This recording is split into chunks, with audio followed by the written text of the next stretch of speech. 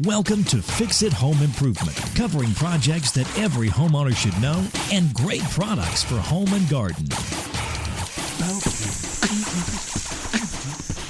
Hi, I'm JC, and this is where we share weekly home improvement tips. I'm here with my co-host, Cindy. Hello, JC. Hi, Cindy. This week we're going to be talking about hand planes, and we'd like to thank Art for giving us a 5-star rating and review on Apple Podcasts. And Art had a question about whole house humidifiers for a home with a boiler. Since you don't have vents to move moist air through the house, you can use a large portable or console humidifier to increase the humidity level. And when you're comparing models, look at the coverage area and how many square feet it's designed for. If you have an open floor plan in your home, it'll do a better job of keeping the humidity level more uniform throughout the area. But for large homes, multiple stories, or areas that are closed off, you're going to need additional humidifiers for those areas. Right. And I've seen large portable humidifiers rated for up to 4,000 square feet. Wow, Yeah. That's cool.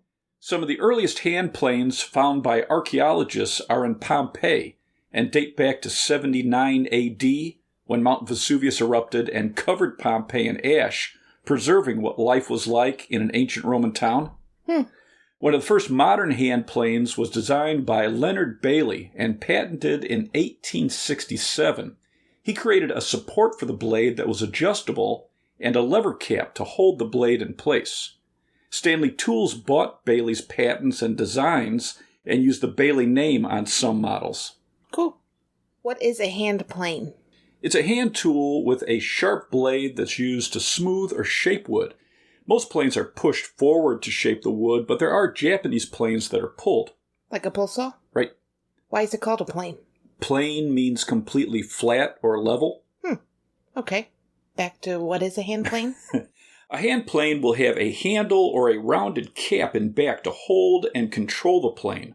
There'll be another handle or knob in front for a two-handed plane. The body of a bench plane holds the cutting blade at an angle on an adjustable surface called the frog. On top of the blade is a piece of metal called the cap iron, or it's called a chip breaker. A lever cap sets on top to clamp the cap iron and the blade in place on the frog. There's a depth adjustment knob and a lever to adjust the depth and the lateral angle of the blade. On a block plane, the frog is fixed and it doesn't move. And it's also called the bed on a block plane. There's a mechanism that's attached to a slot on the back of the blade to adjust the depth of the blade and the lateral movement on some models. On a block plane, you don't have a chip breaker on top of the blade, just the lever cap to hold the blade in place. Okay. The blade moves down through an opening on the base of the plane. The base of the plane is called the sole. The opening on the bottom is called the mouth. And the area on the top side of the mouth where the shavings pass through, that's called the throat. A plane with a mouth adjustment has a knob at the front of the plane to make the mouth wider or narrower. A section of the sole moves forward and backward to adjust that opening size. Okay. Why is it called a frog? One article I read said the term started in the late 1800s from workers at the Stanley Company calling the support for the blade a frog, because it sets into the throat, like I have a frog in my throat. There are a lot of different types of planes, right? Right. Yeah, and they vary depending on the type of work you're doing. Some popular types for woodworking projects are bench, block, jack, jointer, smoothing, and rabbet. Okay. What is a bench hand plane, and what is it used for? A bench plane is used for flattening and smoothing wood. It was designed to be used on a workbench to remove saw marks and flatten uneven surfaces. It's a two-hand design, and the standard angle of the blade is 45 degrees, and that works Thank you for the hand gestures. with most hard and soft wood. The bevel on the blade generally faces down, which is good for cutting with the grain and getting a smooth finish. But some styles have the blade bevel up. Oh. With the bevel down, a chip breaker sits on top of the blade to help prevent tear out. And there are quite a few types of bench planes. Common sizes range from 9 to 22 inches long. Wow, that's a big difference. Yeah, and 2 to 3 inches wide. Longer planes are better for longer pieces of wood to smooth them more effectively and to flatten boards so they can be joined together. Okay. What is a block plane and what is it used for? A block plane is a smaller one-handed plane. The blade is usually held at around a 20 or 12 degree angle, but it can vary depending on the model. The bevel on the blade faces up, and it doesn't have a chip breaker. The cap lever holds the blade in place. The frog is fixed. It doesn't move the blade like on a bench plane. Okay. A block plane was developed for flattening and smoothing out end grain and edges, beveling edges, and finishing joints. They're generally around 3 to 7 inches long and 2 inches wide. Okay. What is a jack plane and what is it used for? A jack plane is a type of bench plane that's used to flatten rough wood or reduce the thickness. They're two-handed planes, usually 12 to 18 inches long and 2.5 to 3 inches wide. What is a smoothing plane? A smoothing plane is a type of bench plane used to finish the surface of your work after you've used other planes. They're usually 8 to 10 inches long and around 2 inches wide. And a couple of the woodworker blogs I looked at said it can produce a finish that's smoother than sandpaper. Wow. Yeah, interesting. What is a joiner plane? A joiner plane is a two-handed plane, usually 20 to 24 inches long and 2 to 3 inches wide.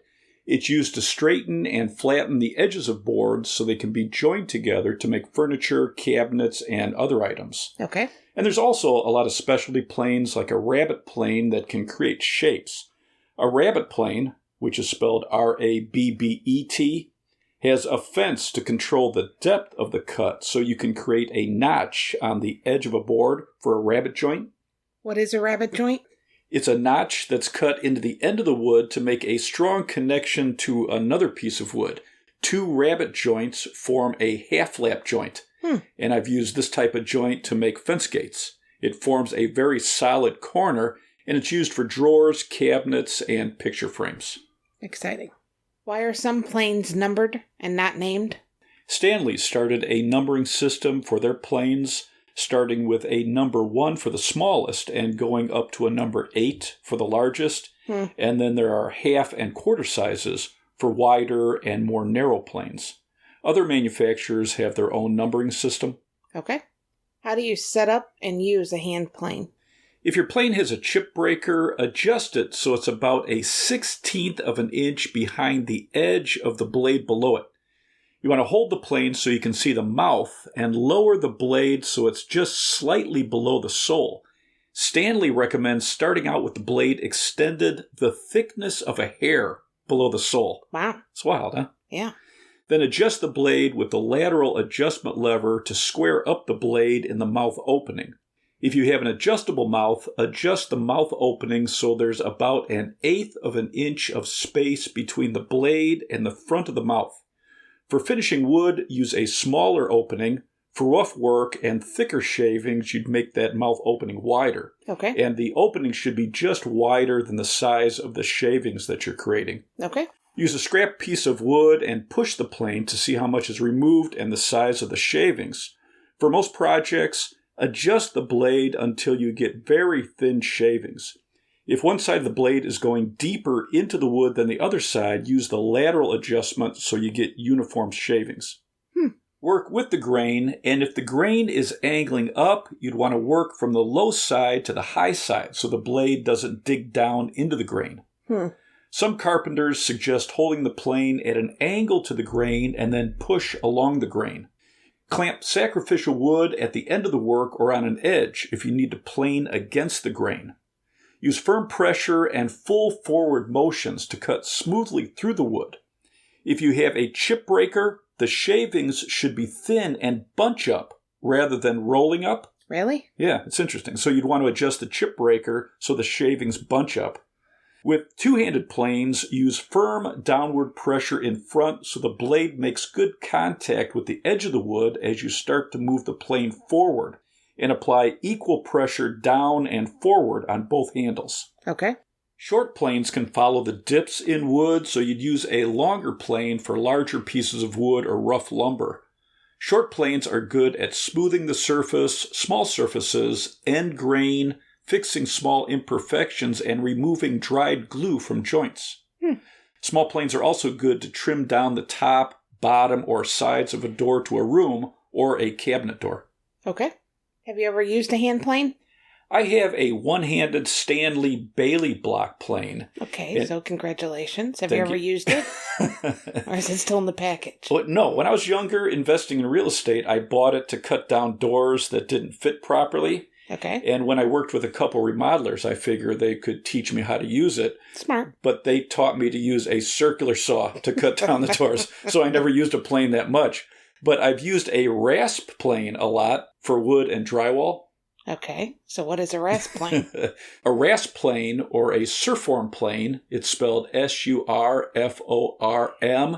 That stands for surface forming. Okay. So this type of plane has a replaceable metal blade on the bottom that works like a rasp, so it's perforated. Okay. And the name was trademarked by the Stanley Company in 1953. And it's very easy to use. You just rub it against the wood and it removes the wood. Or, like I said, I've used it for drywall, for pieces that are too big if you're creating a patch for a hole in a wall. Right. I think we've done some videos with it. Yeah, they work really well. But nothing to do with a regular hand plane. Okay. Good story then, Jason. Thank you. What maintenance needs to be done on a hand plane? You should wipe down the plane after every use, cleaning off any wood deposits, and use a Scotch-Brite pad to clean off any sticky deposits from wood. Regularly sharpen the blade. If you have an adjustable mouth, remove the plate, clean it, and oil it. You want to wrap the plane in a cloth or place it in a cloth storage bag between uses and store it in a dry location. You should also retract the blade when you're storing the plane. Okay. How do you lubricate a hand plane? Stanley recommends routinely adding a small amount of wax to the sole and keep metal and moving parts oiled. Lee Nielsen recommends jojoba oil on the metal body and metal parts. They recommend a Scotch-Brite pad to clean off the bottom of the plane first. Jojoba oil is non-toxic and non-allergenic for most people. Cool. So they recommend cleaning off the plane, apply a small amount of jojoba oil on a cloth, and wipe all the metal parts. Then use a dry cloth and wipe off all the excess oil. You want a very thin coat of oil. Okay. And they say use oil on the blade after it's been sharpened.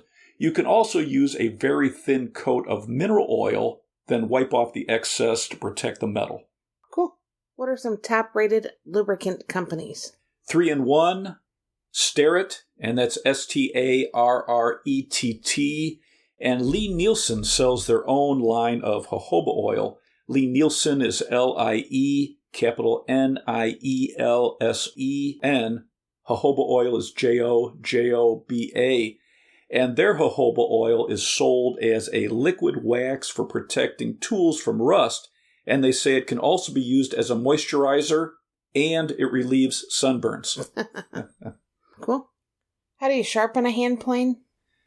Fine Home Building suggests using 4 grits of sandpaper if you don't have or want to purchase sharpening stones. They recommend gluing the sheets to a flat piece of wood to keep them in place.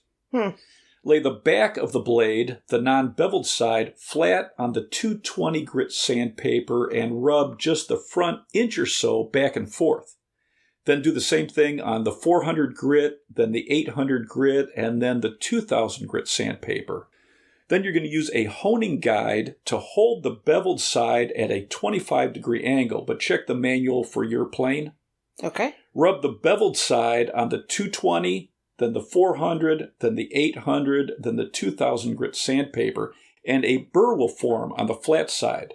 You're going to flip it over and lay the back flat on the 2000 grit sandpaper and move it back and forth a few times to remove the burr. Lee Nielsen recommends using a side clamping honing guide and a 1000 grit honing stone, then an 8000 grit, and finally a 10,000 grit finishing stone. Wow. And keep the blade at a 25-degree angle for the bevel. And you can get low-cost honing guides starting around $15. Okay. Some top-rated honing guides come from Rockler, Rockler, Wood River, Wood, capital River, Lee Valley, it's Lee, capital Valley, and Smart Saker, Smart, capital Saker. What are some top-rated sharpening stone companies? Shapton, it's Shapton, King, King, DMT, it's just the letters D, M, and T, and Arkansas Whetstone, ARKANSAS. You're not going to spell whetstone? That's the hard one. So Whetstone is WHETSTONE. See? What are some features to look for on a hand plane? Compare the blade thickness. A thick blade will generally hold a sharp edge longer with less vibration, so you're going to get a smoother cut. More expensive bench planes will have a very flat, uniform frog and sole. Look for easy to adjust, depth adjustment, and lateral adjustment. For block planes, an adjustable mouth.